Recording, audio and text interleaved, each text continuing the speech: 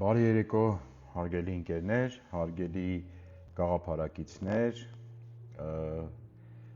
մարդիկ, ովքեր այս ընթացքում արդեն հասկացել են, որ մեր կողմից առաջ քաշված օրակարգը չունի այլընտրանք, այսինքն ընդդիմադիր դաշտում գոյություն ունեցող միակ օրակարգը այսօր կարող է լինել միայն իմպիչմենտի նախաձեռնությունը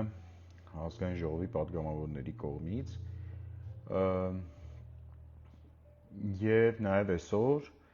ինձ թվում է շատ մարդիկ հասկացան, որ նաեւ բացի այն, որ դա միակ օրակարգն է, դա անխոցելի օրակարգ է,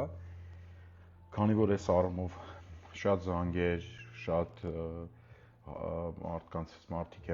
մարդկանց հետ եմ շփվել այսօր, ովքեր ինձ հարցնում էին, թե այսօր ինչ տեղի ունեցավ Էդգար Ղազարյանի կողմից ազգային ժողովում ԿՊԱ-կան պատգամավորների ընդունելության հրավերը ընդունելուց եւ դրան մասնակցելուց հետո ես կարծում եմ կարիք կա մի քանի բառով ձեզ ներկայացնեմ ինչ տեղի ունեցավ։ Կարծում եմ ձեր համար պարզ է, որ այն ինչ որ անում է Էդգար Ղազարյանը, այն ինչ որ այսօր հատկապես արեց, դա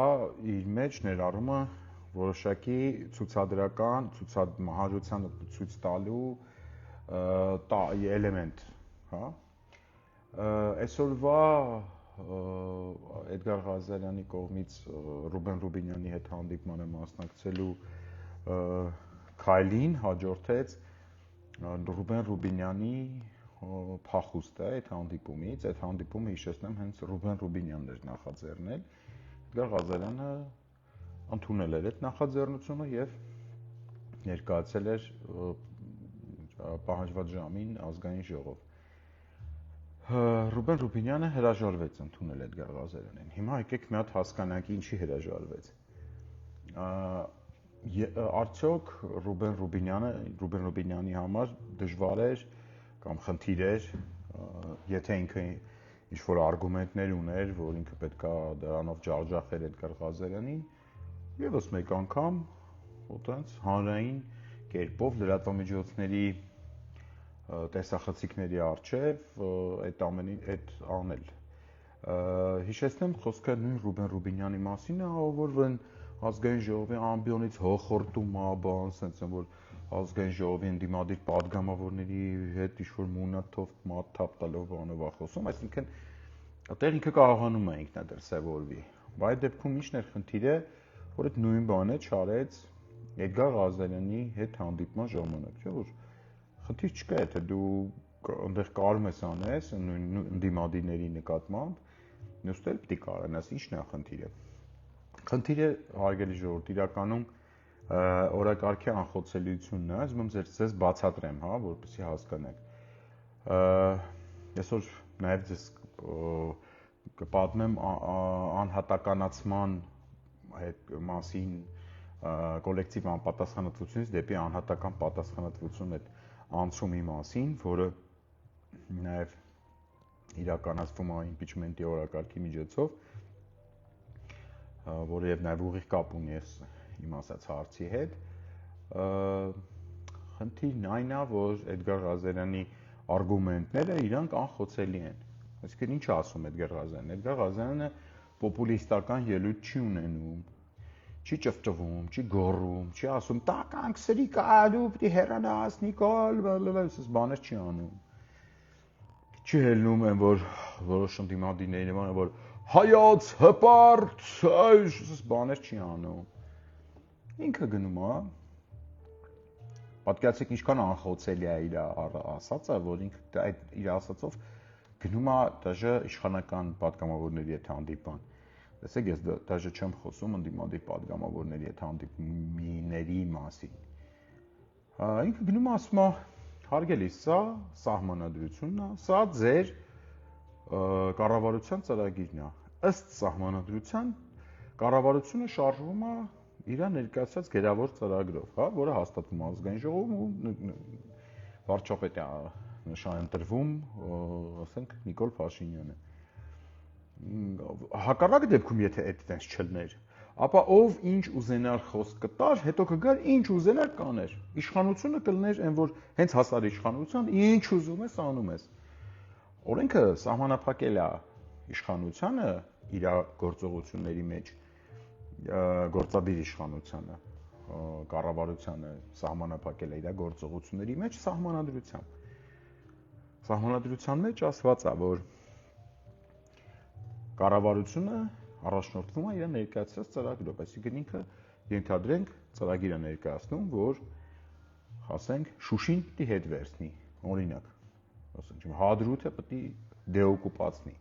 Այդպես բաներ կա էլի այդ ծրագրում։ Հա մարդիկ ազգային ժողովը կողմը քվեարկում, ինքը դառնում է վարչապետ։ Հետո նա հակառակ բանն անում, գնում Արցախը ճանաչում է Ադրբեջանի կազմում։ Ընդ որում բոլոր ուղղություններով ա եղել այդ խախտումներ, այսինքն խոսքը միայն ընդդիմության կողմից մինչև այսօր քննադատված ուղղությունների մասին չի, ասենք Արցախ, ցեղասպանության ուրացում, որտեղ իրենց ծրագրով ցեղասպանության համաշխարհային ճանաչման գործում իրանք պետքա լուրջ բան անեին, այդպես ներդրումներ անեին, այնինչ լրիվ հակառակ իրավիճակն է։ Բոլոր սոցիալական, տնտեսական, սա բոլոր գյուղատնտեսական հարցերում կառավարությունը ցույց է տվել մի բան, անում է հակառակ բանը։ То есть անում է ինչ ուզում է։ Հիմա Էդգար Ղազարյանը գնում է падգամավորին ԿՊ-ական, ասում է, ուրեմն նա այս սահմանադրությունը, այս ձեր կառավարության ծրագիրն է, մի հատ կարդա, որ տենաս երկուսն էլ գրավոր են, էլի, ինձ չի որ տենց մեզնից ենք օրինում։ Ահա։ Այս կառավարության ծրագիրն է, այսի այն իրականությունն է, ինչը անում է մեր կառավարությունը, այսինքն բացարձակ հակառակը։ Հիմա դու որպես падգամավոր պետք է անվստահություն նախաձեռնես, որտեղ կառավարությունը իր նախընտրական ծրագրից, իր ներկայացրած նաև կառավարության ծրագրից դուրս է եկել ամբողջությամբ արդեն ոչ թե շեղվել է մի թեթև է։ ԿՊ-ական падգամորը այստեղ ընդհանրապես մեկ պատասխան կարա տա, ինքը կարա ասի ես թքած ունեմ սահմանադրության վրա։ Հավատացնում եմ ձեզ, դաժե ԿՊ-ական падգամավորները այդքան բանը չեն կարող ասեն կամերաների առաջ։ Կամերաների առաջ իրանք կարան մարդ ծեծեն, կամերաների առաջ իրանք կարան այդ ծեծը արդարացնեն, կամերաների առաջ իրանք կարան թռնեն ընդդիմադիրների դեմքին, կամերաների առաջ իրանք կարան այդ ընդդիմադիրներին աշխարհի վերջի բառերով վիրավորեն, կամերաների առաջ իրանք կարան ընդդիմադիրների վրա կայֆավատ լինեն, ինչը բարբերաբար անում են, բայց իրանք կամերաների առաջ չեն կարող ասեն, որ իրանք թքած ունեն սահմանադրության վրա։ Դա օֆիցիալ հայտարարություն կլինի, որ իրանք ուղիղ անցում են կատարում դեպի բռնապետական պետություն։ Հետևաբար ՀՊ-ական ցանկացած падգամավոր ամբողջ ուժով խուսափելու է Էդգար Ղազարյանի հետագայում նաև իմ հետ հանդիպումից, հատկապես Էդգար Ղազարյանի նախաձեռնությունը ամբողջությամբ իրենն է։ Ես այսօր ազգային ժողովում չեմ եղել։ Ես Էդգար Ղազարյանի ներվերը չունեմ, անկեղծ ասում եմ ձեզ։ Դա ամբողջ պատմությունը էս է։ Ձեզ այս առումով հաճելի դիտումներ եմ մաղթում, ոնց Էդգար Ղազարյանը մենակ, միայնակ նեղը գցում մի ամբողջ իշխանական խմբակցության падգամավորին։ Ոչ մի падգամավոր, վստահեցնում եմ ձեզ, այդ արտահայտությունը չի անելու, որ ինքը թքած ունի սահմանադրության վրա, իսկ Էդգար Ղազարյանը պատրաստ է յուրաքանչյուրին ապացուցի, որ ԿՊ-ն ոտնահարում է սահմանադրությունը։ Ինչի է դա կարևոր, մտել ասեմ ձեզ, բացի էսթետիկ ձեզ հաճույք պատճառելուց, ինքը նաև կարևոր այլ ֆունկցիա ունի այս ամեն ինչը։ Բանն այն է, որ ԿՊ-ական падգամավորների դուք ճանաչում եք միայն այդ գլադիատորներին, այն մի 10-15 հոգուն։ Եթե դուք կարող եք ձեզ մի հատ վարժություն հանձնարարել, դուք հիմա անեք, դուք կարող եք մտքում հենց հիմա հիշել, թեկուզ Google-ելով, բանով 10-12 падգամավորի ԿՊ-ական, 12 падգամավորի, լավ, սենց ասեմ։ Հավատացնում եմ ձեզ չեք կարողանալու 12 падգամավորի մտաբերեք, որովհետև հիմնական, այսպես ասեմ, գլադիատորները դրանք 10-12 հոգի մարդ են, ովքեր անընդհատ հելում են ամբողջ ԿՊ ֆրակցիաներից ինչ-որ հայտարարություններ են անում։ Մնացած ԿՊ ֆրակցիան կարծեմ 72 հոգի էին, այսինքն 60 հոգի մարդ կա, որին դուք ընդհանրապես չեք ճանաչում։ 60 հոգի մարդ կա, ով որ հույս ունի, որ Նիկոլ Փաշինյանի հեռանալուց հետո ինքը սխալու է անցնի, որովհետև ոչ մեկ իրան չի հիշելու։ Բայց այդ նույն 60 հոգին այսօր հանդիսանում են Նիկոլ Փաշինյանի իշխանության աղբյուրը։ Հետևաբար շատ կարևոր է, որպեսզի մենք բոլոր 107 պատգամավորներից հատ առանձին ճշտենք իրանց մոտեցումը սահմանադրության ոտնահարման հետ կապված։ Ընդդիմությանը այս պահին հələ մի կողմ ենք թողնում, ընդդիմության ներսում այս պահին շատ զգուշավոր լավատեսական ասեմ, որոշակի process-ներ են տեղի ունենում, շատ զգուշավոր, ոչ մի հստակ բան չեմ կարող ասել, հիմա խոսում ենք այսօր ԿՊ-ական պատգամավորների մասին։ ԿՊ-ական, ասենք, 34-րդ պատգամավորի համար շատ կարևոր է, որպեսզի ինքը օֆիցիալ երբեք ոչ միտեղ չֆիքսի, որ իր համար ավելի կարևոր է Նիկոլ Փաշինյանի կամքը, քան սահմանադրությունը, որովհետև այդ ֆիքսելը հետագայում իրան, երբ որ Նիկոլ Փաշինյանը չլինի, իսկ մենք բոլորս հասկանում ենք, որ Նիկոլ Փաշինյանը հավերժ չի, մեղմ ասած, այդ դեպքում այդ ԿՊ-ական պատգամավորին ուղղակի շատ հանգիստ կարող են պատասխանատվության ենթարկել բավական ծանր քրեական հոդվածներով, սահմանադրական կարգի տապալում եւ այլն, իշխանության բռնազավթում, ես հիմա իրավաբան քրեական իրավունքի գիտելիքներս այդքան էլ խորը չի, ինձ թվում է իրավաբանները ավելի բաց կասեն։ Եվ հետեւաբար ցանկացած 2 կոպեկի խելք ունեցող ԿՊ-ական պատգամավոր հնարավորինս փորձելու է փախնի Էդգար Ղազարյանից եւ իր ձեռի այդ պապկայից։ Ինչ եմ սա ձեզ պատմում, որպեսզի հարգելի ժողովուրդ ջան, որպեսզի հասկանաք,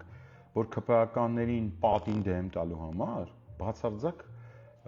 անհրաժեշտ չի 100,000-ներ հանել ոտի, ինչ-որ մարդիկ փողոցներ կանչել, փողոցներ փակել եւ այլն բաներ։ Դրանք կարևոր գործիքներ են, բայց եթե դրանց հետ կապված անելիք կա, իսկ եթե մարդկանց հետ կապված որևիցե անելիք կա, այդ դեպքում ճիշտ է այդ մարդկանց փողոց կանչելը, բայց եթե մենք մարդկանց փողոց են կանչում, օրինակ Հայաստան խմբակցության են հայտարարության համար, որպեսզի Հայաստան խմբակցության X պատգամավորը բալկոնից նայի տենա, լավ, ուրեմն այսքան մարդ են Բերեմալյանն ու Էդգար Ղազարյանը, ասենք դες մեկ մարդ ենք էլի Բերեբան, տենց ու նոր իրանք միանան կամ չմիանան, դա իհարկե абսուրդ է։ Абսուրդ է իհարկե մինչև հիմա բոլոր առումներով անարդյունք մարդկանց փողոց հանելու բոլոր փորձերը, դրանք абսուրդ են։ Դրանք մոտավորապես նույնն են, որ ոնց որ մարդկանց լիքը մարդ կանչես, դու հելնես, ինչ-որ տենց բաներ խոսաս, ու տենց քեզ շատ կարևորված զգաս։ Իրականում, ասեմ ձեզ, մեր քաղաքականության, հատկապես ընդդիմության դիմադի դաշտի գլխավոր խնդիրը սեփական անձի կարևորության այդ ոնց ասեմ ձեզ անարդյունավետ այդ զգացումն է, այսինքն իրանք սիրում են, որ իրանք շատ կարևոր մարդիկ են, իրանք որտես գնում են միտեղ, պետք է մի 20-30 հազար մինիմում մարդ լինի, որ իրանք ինչ ասեն, գոնե դրանից մի հազարը ծապ տա եւ այլն։ Այսինքն արդյունքին միտված չի այդ ամեն ինչը, այլ սեփական անձի կարևորության ընդգծման մասին է խոսում, ինչը չունեմ ոչ ես եւ ոչ էլ Էդգար Ղազարյանը։ Այդ իսկ պատճառով կրկնում եմ, մենք անխոցելի ենք, որովհետեւ մենք բացարձակապես չենք տառապում սեփական անձի կարևորության այդ ախտով։ Մենք մեր ասելիքը կարող ենք ասել միայնակ, մենք մեր ասելիքը կարող ենք ասել ուղիղ նայելով այդ մարդկանց ճակատին, առանց հետ նայելու տենանք թե քանի հոգի մարդ եկավ, մեր հետևից չեկավ, քանի հոգի է ծապ տալի մեր ասածին, քանի հոգի ծապ չի տալի։ Այս իշխանությունների դեմ կռիվը ինքը գոյութենաբանական, գաղափարական կռիվ է։ Այսինքն այս իշխանությունների հետ կռիվ տալու համար դու պետք է ունենաս անխոցելի գաղափար։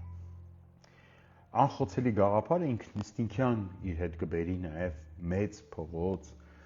մարդկանց մեծ աջակցություն այդ անխոցելի գաղափարին, որտեղ մարդիկ, երբ որ տեսնում են, որ այդ գաղափարը անխոցելի է, երբ որ տեսնում են մարդը, ով որ process-ի, այսպես ասած, գեներատորն է ինքը ոչ թե տառապում է սեփական կարևորության ապուշությամբ, այլ ինքը հավատում է այն գաղափարին, ինչի մասին ինքը խոսում է եւ հավատում է, որ այդ գաղափարը անպայման հաղթելու է։ Այդ հավատը ինքը դառնում է վարակիչ։ Եվ այստեղ կրկնում եմ, բացարձակ այլևս չի լինում, տեղ չի ունենում սեփական անձի կարևորությունը։ Այսպես բաներ, այդ նույն ընդդիմադիրները, ովքեր բավական բարձր կարգավիճակ ունեն, այսինքն падգամավորի կարգավիճակ ունեն, իրանք անընդմեջ հայտնվում են նվաստացուցիչ իրավիճակում ազգային ժողովում նույն Ռուբեն Ռուբինյանի կողմից, ով այսօր ուղղակի փախավ Էդգար Ղազարյանի հետ հանդիպումից, որը հենց ինքն էլ նախաձեռնել էր, այսինքն Երևանյան սլենգով գիտենք էլի ինչ անշանակում, որ մեկին ժամադրում ես ու չես գնում այդ ժամադրությանը, դա շատ վատ բաների մասին է խոսում։ Ասեմ ձեզ, որ կրկնեմ էլի նույն միտքը, որ այս նույն վիճակը, նույն այսպես մոտեցումը, փախուստը Էդգար Ղազարյանից լինելու է բոլոր ԿՊ-ական падգամավորների մասով, ով 2 կոպեկի խելք ունի, ինքը երբեք չի հանդիպելու Էդգար Ղազարյանին, իրանք ուղղակի չեն հանդիպելու։ Տեղեկացնեմ ձեզ, որ ամեն ինչ ընթանում է ուղիղ այնպես, ինչպես որ մենք պլանավորել ենք, բացարձակապես որևէ մի կետի շեղում չկա։ Դուք, հարգելի ժողովուրդ, տեսնում եք այդ հսկայական դիմադրությունը, թե ընդդիմադիր դաշտից եւ արդեն նաեւ իհարկե տեսնում եք իշխանական դաշտից այդ դիմադրությունը այդ օրակարգին, սակայն ամեն անգամ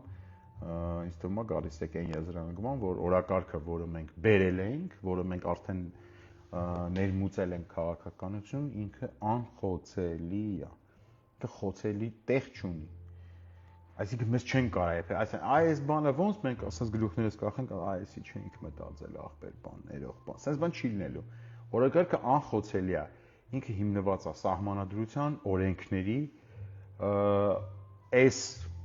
իրականության, այսինքն ռեալ բաների վրա է հիմնված։ Հետևաբար մարդիկ, ովքեր այս օրակարգին դեմ դուրս կգան ապագայում, իրանք առաջին հերթին պետքա հրապարակային ընդունեն, որ իրանք թքած ունեն սահմանադրության վրա։ Ուրեմն ես հուսով եմ, որ այս շաբաթվա մեջ մենք մոտակա շաբաթվա մեջ մենք լավ լուրեր կունենանք մեր ընդդիմությունից, որովհետև վատ լուրերը իր հետ նաև կբերեն նաև վատ հետևանքներ եւ վատ վերաբերմունք։ Սրտադրոպ սպասում ենք շաբաթվա նաև հետևում ենք Էդգար Ղազարյանի վաղը չի լինելու, մյուս վաղը չէ մյուս օրը էլի ինքը ազգային ժողովում է լինելու։ Հետևում եք Էդգար Ղազարյանի հանդիպումներին, որոնք բոլորը տեղի են ունենալու ուղիղ եթերի ֆորմատով։ Եվ այս շաբաթվա մեջ հուսով ենք ընդդիմությունը վերջապես իր մեջ ուժ կգտնի եւ կգտնի իմպիչմենտի նախաձեռնությանը։ Այդ հույսով ապրենք, լավատես լինենք, որովհետեւ դրա եթե դա չլինի, դրա բանն էլ ունենք, էլի հակակայլն ունենք, բայց անկեղծ չի ուզի որ այդ հակակայլին բանը հասնի, ավելի լավ է որ այսպես ասեմ, տեսնում եք այդ պահանջներից մեկը Հայաստան դաշինքը արդեն նաև հանել է, այդ որ ժողովուրդ բերեք, բան այդ մասին այլևս չեն խոսում։ Այդտեղ պահանջներից այդ մյուսն է մնացել, որն էլ տեսնենք, հարաբերս ճիշտ կլեր այդ մարդկանց, քաղաքացիների եւ ընդդիմադիր մյուս հատվածի հետ, որից է մեկը պահանջատիրական տեսանկյունից չհարաբերվեր եւ նորից հիշեցնեմ մեր ընդդիմադիր падգամավորներին, որ եթե դուք դուրս եք գալիս իմպիչմենտի օրակարգի դեմ, ինչ որ մեկի քաղաքական կապրիզով, հավատացնում եմ ձեզ, քաղաքական պատասխանատու լինելու եք ինքներդ, դա բերելու է վարկաբեկման, իրական վարկաբեկման է բերելու եւ հետեւաբար դուք հաջորդ ցուցակներում չեք լինելու, եթե դա է ձեր նպատակը, որովհետեւ վարկաբեկված մարդկանց սովորաբար հաջորդ ցուցակ չեն վերցնում։ Հենց որ այդ ինչ որ մեկի քաղաքական կապրիզները անելուց առաջ, խնդրում եմ լավ մտածեք, դրա հետևանքները կրելու եք ինքներդ։ Այս պահին այսքանը ձեզ լավ հաճելի դիտումներ եմ մաղթում, կրկնում եմ, պետք չի փողոց դուրս գալ, պետք չի փողոց փագել, ոնց որ միշտ ձեզ ինչ որ կոչ են արել, եք փողոց, եսի բիժ բան չէ, այդպես բան չեն կամ։ Նստեք, պոպկորնը վերցրեք ու մեկ ինչա կատարվում։ Այդ տառապանքը, չարչարանքը այս պահին Էդգար Ղազարյանը վերցրել է իր վրա, իմ մասով էլ ես իմ վրա եմ վերցրել։ Այդ ձեզանից մնում է մենակ դիտել, կոմենտել, շեյրել, ոնց որ ասենք հաճելի ինչ որ հետաքրքիր էսթետիկ առումով հետաքրքիր ինչ որ կոնտենտի հետ կանաչվեք։ Լավ մնացեք, ըստ անհրաժեշտության էլի կհանդիպենք։